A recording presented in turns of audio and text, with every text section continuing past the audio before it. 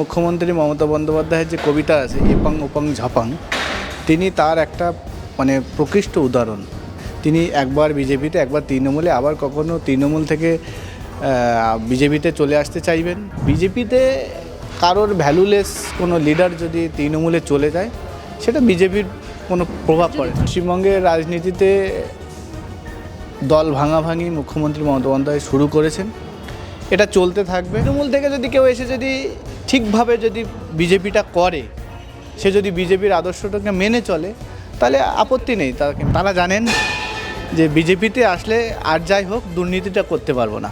হুমায়ুন কবির তিনি বলছেন যে তৃণমূলের এক সারির নেতা রয়েছে যারা শুভেন্দু অধিকারীর সাথে ভেট আদান প্রদান করে।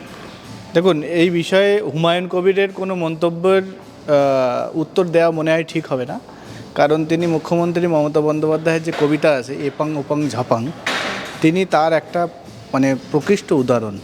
তিনি একবার বিজেপিতে, একবার তৃণমূলে, আবার কখনো তৃণমূল থেকে বিজেপিতে চলে আসতে চাইবেন। ঠিক আছে, সেই জন্য উনি কি বলছেন কি না বলছেন, এটা একজন বিজেপি কর্মী হিসেবে ওনার প্রশ্নের এই কথার উত্তর দেওয়া ঠিক হবে না। বিজেপি কতটা প্রস্তুত 26-এর বিধানসভা ভোটের জন্য? কারণ উত্তরবঙ্গে আমরা দেখলাম অলরেডি ভাঙন ধরতে শুরু করেছে। জন বার্লা তিনি একসময় বিজেপির হয়ে এত লড়েছেন, তিনি দেখা যাচ্ছে তৃণমূলে যোগদান করছেন। পশ্চিমবঙ্গের রাজনীতিতে দল ভাঙাভাঙি মুখ্যমন্ত্রী মমতা বন্দ্যোপাধ্যায় শুরু করেছেন, এটা চলতে থাকবে। আর এটা এমন নয় যে শুধুমাত্র বিজেপি থেকে কেউ তৃণমূলে যাচ্ছে, তৃণমূলেরও অনেক নেতা লাইনে দাঁড়িয়ে আছেন।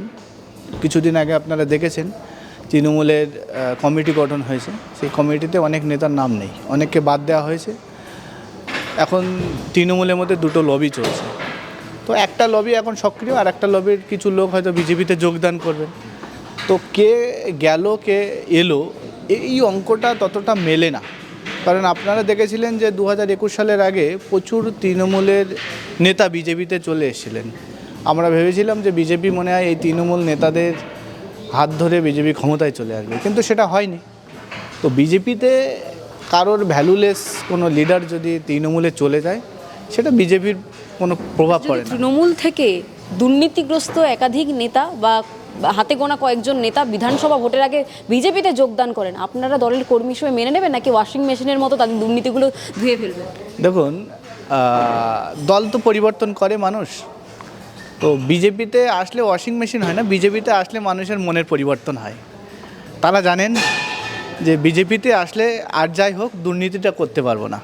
তো এত কিছু বুঝে যদি তাদের বোধোদয় হয় এবং যদি আপনারা মেনে নেবেন পুরনো বিজেপির কর্মী হিসেবে? দেখুন, সে এসে আবার বিজেপিতে কি করছে সেটা দেখতে হবে। আজকে যদি তৃণমূল থেকে যদি কেউ এসে যদি ঠিকভাবে যদি বিজেপিটা করে, সে যদি বিজেপির আদর্শটাকে মেনে চলে, তাহলে আপত্তি নেই তাকে মেনে নেওয়ার। বাংলা হাটের আরো খবর দেখতে নজর রাখুন। বাংলা খবর মানেই বাংলা হাট।